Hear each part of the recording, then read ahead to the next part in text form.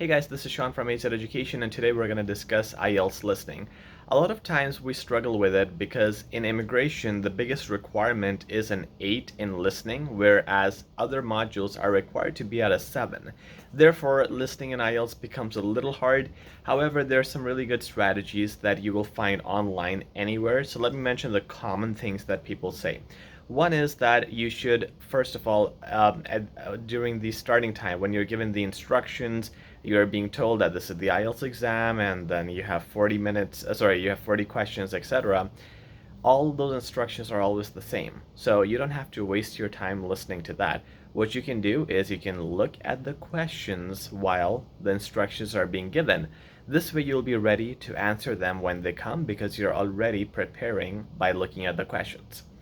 The other thing is, every time at the end of the section, you're given 30 seconds almost to review your answers. Mostly people don't need to review their answers, so you can use that time and go to the next section.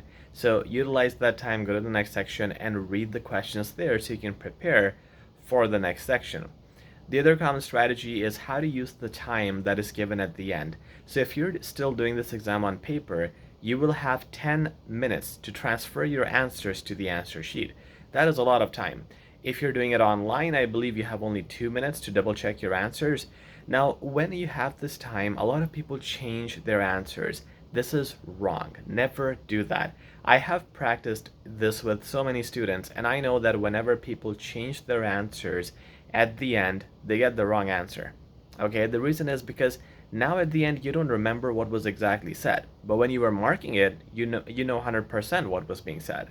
So anything you change at the end will most likely be wrong. 9 out of 10 times I've seen this in real life with my own students, that they get things wrong when they change things at the end. So don't do that.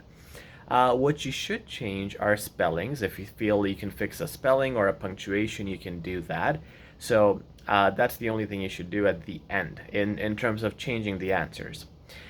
Now, the biggest gift that is given to you in IELTS listening is the keywords, because the questions are given to you. Unlike CELPIP, right? There's no questions given to you.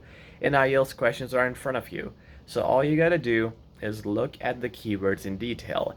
What I mean by this is looking at them to be expecting them. For example, I'm doing my section 1 of listening, and it says address. Now, I'm gonna expect they're gonna say 509 Smith Street, 20 Clark Street, or something, right? So if I'm thinking that I'm literally, my head is thinking of an address, when they say it, I'll catch it. A lot of people don't catch it, right? It's so fast they completely miss it. But if you know that you're looking for an address, or let's say there's a phone number, and now your mind knows that you're looking for numbers, whenever they say those things, you will catch them because your keywords are preparing your mind to be ready to listen to those things. So definitely look at the keywords. They are the most important things. This is for fill in the gap questions. Now, when you have matching questions, again, a good strategy is to look at the sequence. This is the second biggest gift that IELTS throws at you. Everything is in sequence, and you're lucky because a lot of exams don't have that. So what you should do is, let's say you have to match 7, 8, 9, 10 with ABCD. Look at 7, 8, 9, 10 when you're preparing. Look at those keywords because they're going to be in sequence. 7 will come first, 8 will come next, and so on. So you can easily follow from there. But on the next set, ABCD, the other column you're matching this with, make sure to look at the keywords there only, because you won't be able to read everything. Like, you won't be able to read 7, 8, 9, 10, ABCD completely. What you should be doing is read 7, 8, 9, 10 in detail. For ABCD, just look at the keywords. So as soon as they say anything matching to that, you can quickly look at B or D or anything. So read 7, 8, 9, 10 in detail, and ABCD in less detail but more with keywords. That's the strategy that will help you with the matching questions. Let's talk about multiple choice questions. Multiple choice, you should just read the question. Don't read the options. A lot of people read everything, and what happens is when they start listening, they don't remember what they're looking for. But if you just read the question, it'll be less things for your mind to process, and when they're speaking, at that point you should look at options ABC or ABCD. It's not the easiest thing to do, but it is the most accurate thing to do. Because when they're talking and you look at ABCD, you'll have to look at them quickly. One strategy is looking at the keywords on ABCD, so anything they say you can quickly match it with the option and read that. But you would have to do it fast.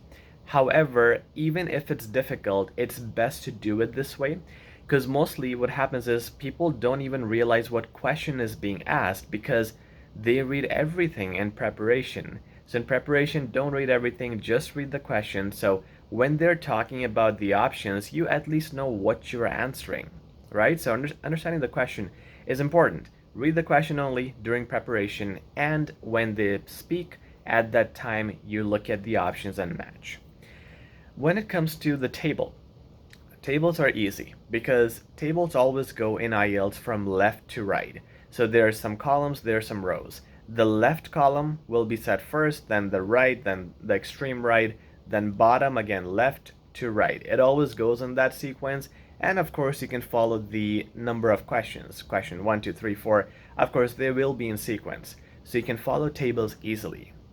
In terms of diagrams, what you should do is there's two strategies. One is putting your finger on top of the map or wherever the description is. Usually they will say turn right, turn left, go north, south.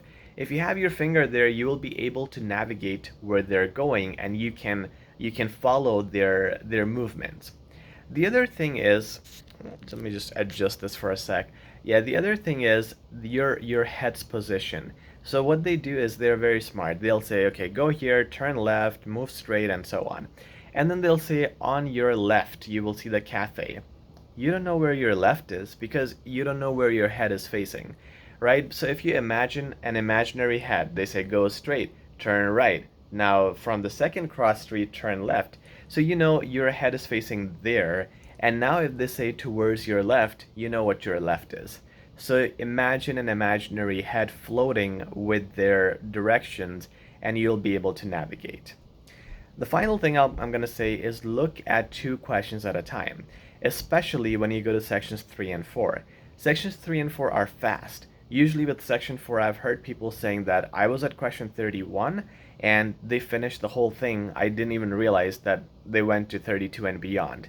That's because you didn't look at 32 and 31. If you look at 2 questions together and they say it very fast, you missed 31, at least you won't miss 32 and you can catch from there, right? So if you look at 2 questions at a time, it'll really help you keep on track. Even if you miss one question, you can follow from the next one, and you won't run into this trouble that, you know, they finished the whole listening and I was just stuck at this one question.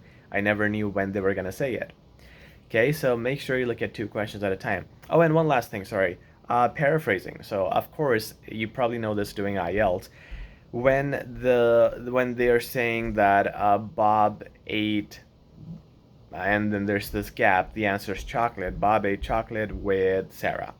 Now they might not say the same thing when they're speaking. They might say chocolates were consumed by both, right? So now it's not saying Bob ate or anything. The word ate is not mentioned. Consumed is mentioned.